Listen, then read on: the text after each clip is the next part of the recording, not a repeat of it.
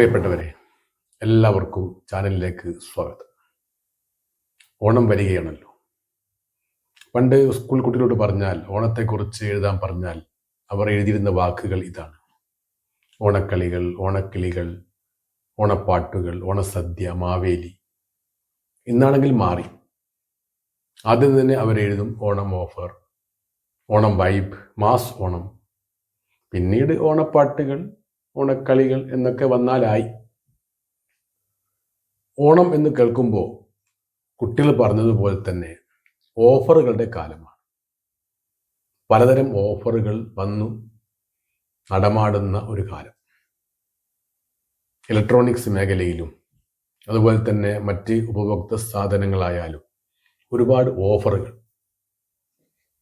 പണ്ടത്തെ ഓഫറുകളൊക്കെ ഞങ്ങൾ തമാശക്ക് പറയും: ഒരു ആണി വാങ്ങിയാൽ മൊട്ടുസൂചി ഫ്രീ, ചാണകം വാങ്ങിയാൽ മൂത്രം ഫ്രീ. അത് പശുവിൻ്റെ മൂത്രമാണ്. ഇന്നാണെങ്കിൽ അതൊക്കെ മാറി. ഒന്നെടുത്താൽ 2 ഫ്രീ, 2 എടുത്താൽ 4 ഫ്രീ. ഇങ്ങനെ ഫ്രീകളുണ്ട് കളി. അതത്ര ജനങ്ങൾക്ക് രുചിക്കുന്നില്ല. അപ്പോൾ അടവ് മാറ്റി. 25% കിഴിവ്. അതും ഫലിക്കാതായപ്പോൾ, അതിൻ്റെ കാലം കഴിഞ്ഞപ്പോൾ 50% വരെ വിലക്കുറവ് എന്ന് പറഞ്ഞാൽ സാധനങ്ങൾ പകുതി വിലക്ക് തരുന്നു. ചില സ്ഥലത്ത് കാണാം വിറ്റൊഴിക്കൽ വിൽപ്പന എന്നൊക്കെ. ഈ ഓണക്കാലത്ത് ആൾക്കാരെ കൂട്ടാനുള്ള ചില ഉപാധികളാണ് ഇത്തരം ഓഫറുകൾ. നമ്മളാണെങ്കിൽ വേഗം ഇത് കേട്ടപാടെ ഓടും. സാധനം വേണ്ടെങ്കിലും ഓഫർ ഉണ്ടല്ലോ, എന്നാ വാങ്ങിക്കളയാം എന്നാണ് നമ്മുടെ മനസ്സിലുണ്ടാവുക. ഇപ്പോൾ ഒരു ഓഫർ അടുത്ത കാലത്ത് വന്നത് 1 രൂപയ്ക്ക് ഒരു മോട്ടോർ ബൈക്ക് എന്നതാണ്. 1 രൂപ കൊണ്ടുവരൂ, മോട്ടോർ ബൈക്കുമായി പോകൂ എന്നാണ് പരസ്യം. നമ്മൾ അവിടെ ചെന്നാലാണ് മനസ്സിലാവുക ബാക്കി തുക പിന്നീട് അടക്കണം. അതായത് ഓരോ പരസ്യത്തിൻ്റെയും തൊട്ടടുത്ത് ഒരു നക്ഷത്ര ചിഹ്നം കാണാൻ പറ്റും. അത് താഴെ അതിൻ്റെ വിശദാംശങ്ങൾ കൊടുക്കും: കണ്ടീഷൻസ് അപ്ലൈ, അല്ലെങ്കിൽ നിബന്ധനകൾക്ക് വിധേയം. കടക്കാരോട് ചോദിച്ചാൽ അവർ പറയും ഇതൊക്കെ നിബന്ധനകൾക്ക് വിധേയമാണ്. പക്ഷെ നമ്മളത് അറിയില്ല. അത് ചെറിയൊരു നക്ഷത്ര ചിഹ്നം ഇട്ടിട്ട് താഴെ കൊടുത്തിട്ടുണ്ടാകും. പക്ഷെ നമ്മളതൊന്നും വായിക്കാതെ 1 രൂപയ്ക്ക് ഒരു മോട്ടോർ ബൈക്ക് എന്നും വിചാരിച്ച് ഓടിയാൽ അത് ശരിക്കും ഉണ്ടാവണമെന്നില്ല. ഇപ്പോൾ ഒരു പരസ്യം, അത് നമ്മുടെ ഓൺലൈൻ കടക്കാരെ കണ്ടിട്ടുള്ള ഓഫറാണ്. മുമ്പ് ഓൺലൈനിൽ ഓഫർ ഉണ്ടായിരുന്നു. സാധനങ്ങൾ 60% വരെ കുറവ്, no cost EMI, cash back offer എന്നൊക്കെ പറഞ്ഞു. അതുകൊണ്ട് അധികം ആളുകളും സാധനങ്ങൾ വാങ്ങിയത് ഓൺലൈൻ വഴിയാണ്. ഇത് നാട്ടിലെ കച്ചവടക്കാർക്കും മനസ്സിലായി. അവരും അടവ് മാറ്റി. അവര് 65% വരെ കിഴിവ് എന്നൊക്കെ കൊടുത്തു. ഇപ്പൊ അടുത്ത് പത്രത്തിൽ കണ്ടതാണ്,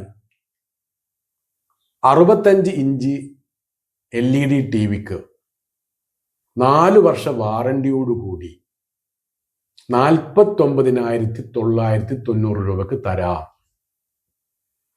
അതിന്റെ തൊട്ട് താഴെ അതിന്റെ യഥാർത്ഥ വില MRP കൊടുത്തിട്ടുണ്ട്: 1,29,990.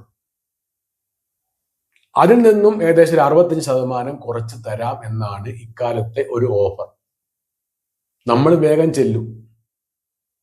അപ്പോ എൻ്റെ ഒരു സംശയം, ഇത്രയും വലിയ തുകയ്ക്കുള്ള ഇലക്ട്രോണിക് സാധനം, ഒരു TV, എന്താണ് ഇത്രയും കുറഞ്ഞ് കൊടുക്കുന്നത്? എന്തെങ്കിലും ഉണ്ടാകും. ചിലപ്പോൾ അത് 2-3 വർഷം മുമ്പ് ഉണ്ടാക്കിയതാവും. അല്ലെങ്കിൽ ഇത് ഉണ്ടാക്കിയതിന് ശേഷം പുതിയ പല മോഡലുകളും വന്നിട്ടുണ്ടാകും. ഓണമല്ലേ, കുറച്ച് കൊടുത്തേക്കാം എന്ന് കടക്കാരനോ അല്ലെ നിർമ്മാതാവിനോ തോന്നിയേക്കാം. അപ്പോൾ എനിക്ക് ഒരിക്കലും ആലോചിച്ചിട്ട് മനസ്സിലാവാത്തൊരു കാര്യമാണിത്. നിങ്ങൾക്കാർക്കെങ്കിലും ഇതിനെക്കുറിച്ച് അറിയാമെങ്കിൽ ഒന്ന് കമന്റ് ചെയ്യണേ. ഇത്തരം പല സാധനങ്ങളെയും വില 60-70% കുറച്ച് കൊടുക്കുന്നത് കാണാം. അപ്പോ യഥാർത്ഥത്തിൽ ഈ സാധനത്തിന്റെ വില എത്രയാണ്? നേരത്തെ പറഞ്ഞ ടിവിക്ക് 1,29,990 MRP ഇട്ടത്, പരമാവധി ചില്ലറ വിൽപ്പന. പക്ഷെ കൊടുക്കുന്നതോ 49,990. അതെന്തൊരു മായമാണ്, ഒരു മന്ത്രമാണ്. ഈ ഓണക്കാലത്ത് അങ്ങനെ എന്താ വരാൻ കാരണം എന്നൊക്കെ ഞാൻ ആലോചിച്ചപ്പോൾ നിങ്ങളോടും ഇക്കാര്യം പങ്കുവെക്കണമെന്ന് തോന്നി. അതിൻ്റെ പേരിലാണ് ഈ ഒരു വീഡിയോ എടുത്തത്. പിന്നെ നേരത്തെ പറഞ്ഞ അഭ്യാസങ്ങളൊക്കെ നമ്മുടെ കടക്കാരും എടുത്തിട്ടുണ്ട്. നോ കോസ്റ്റ് EMI, അതുപോലെ തന്നെ ക്യാഷ് ബാക്ക് ഓഫർ, ഇങ്ങനെയുള്ള കാര്യങ്ങളൊക്കെ നമ്മുടെ നാട്ടിൻപുറത്തെ കടക്കാരുടെ കയ്യിലും കാണാം. നമ്മൾ ഇതിൻ്റെ ഉള്ളിലുള്ള കാര്യം നോക്കാതെ ചെന്നാൽ കുടുങ്ങും, പണി കിട്ടും. ക്യാഷ് ബാക്ക് എന്ന് പറയുന്നത് എല്ലാവർക്കും ക്യാഷ് ബാക്ക് കിട്ടണമെന്നില്ല. അതുപോലെ തന്നെ നോ കോസ്റ്റ് EMIക്ക് എന്ന് പറഞ്ഞാൽ, നോ കോസ്റ്റ് EMI എന്ന് പറഞ്ഞാൽ പലിശയില്ലാത്ത EMI എന്നാണ് അർത്ഥം. മന്ത്ലി ഇത്ര രൂപ അടച്ചാൽ മതി, പലിശയില്ല. പക്ഷെ എന്തെങ്കിലും പണം അവർ വാങ്ങുന്നുണ്ടോ എന്ന് നമുക്കറിയില്ല. എന്ത് സാധനം വാങ്ങുമ്പോഴും നമ്മൾ ശ്രദ്ധിക്കേണ്ട ഒരു കാര്യം ഗുണനിലവാരം ഉണ്ടോ എന്നാണ്. ഓഫർ ഉണ്ടോ എന്നല്ല നോക്കേണ്ടത്.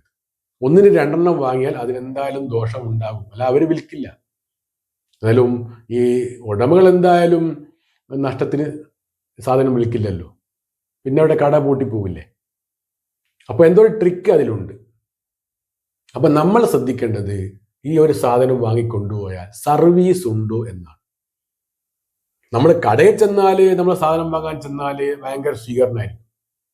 ഒരു പെൺകുട്ടി വന്ന് എന്താണ് വേണ്ടത്, അപ്പോൾ വേറൊരു പെൺകുട്ടി വരുന്നു, ആ ജ്യൂസുമായിട്ട് വരുന്നു.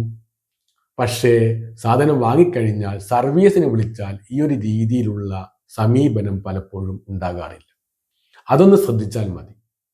ഞാൻ ഈ ഓണക്കാലമായതുകൊണ്ട് ഇതൊക്കെ പറഞ്ഞു എന്നേ ഉള്ളൂ. ഇന്ന് സൂക്ഷിച്ചാൽ നാളെ ദുഃഖിക്കേണ്ട എന്നേ പറയേണ്ടൂ. എല്ലാവർക്കും ഓണാശംസകൾ.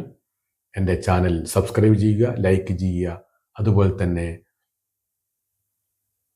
ഷെയർ ചെയ്യൂ.